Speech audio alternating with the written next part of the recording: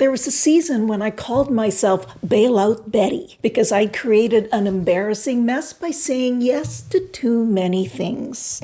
And that's a form of self-abandonment, by the way. So today I want to show you how to avoid that. So let's do a little self-abandonment test, shall we? Here are 3 things I want you to look for. The first question I want you to ask yourself is, are you pursuing something because you want it or because you think you should want it? Here's an example. I just finished my PhD and I was terrified of losing this momentum I worked so hard to create. And so I kept adding things to my resume. The biggest joke is I was burnt out and I didn't even know it. And so I was all caught up on wanting to look successful. And honestly, I couldn't tell you to whom I wanted to look successful. And I never stopped to ask myself, do I actually want any of this? And I've seen this in various shapes and sizes in the women I've worked with for decades. The same thing looks different.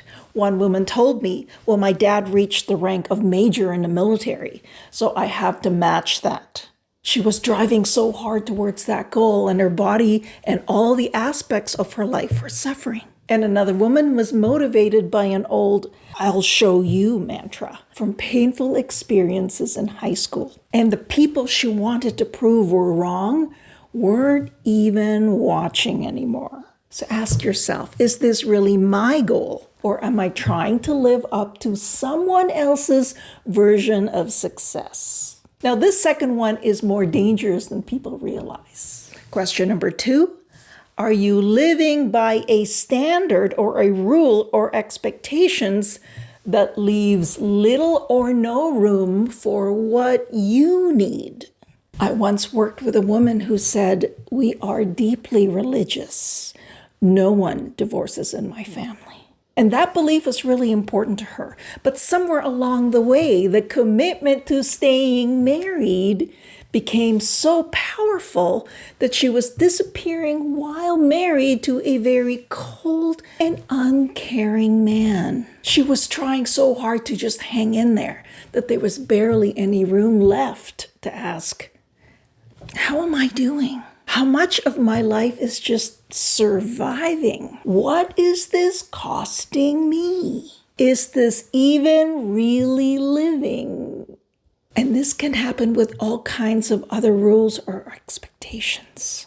Now, the question isn't whether those rules are good or bad.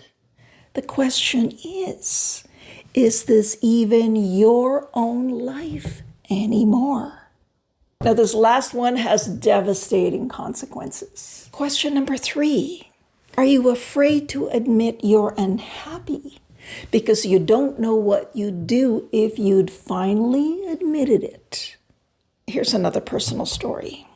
I remember taking my first solo holiday. On the last day, I was sitting with a couple of women I'd met there, waiting for the bus to the airport. One of the staff members said something very rude, and I was telling my new friends how angry I was.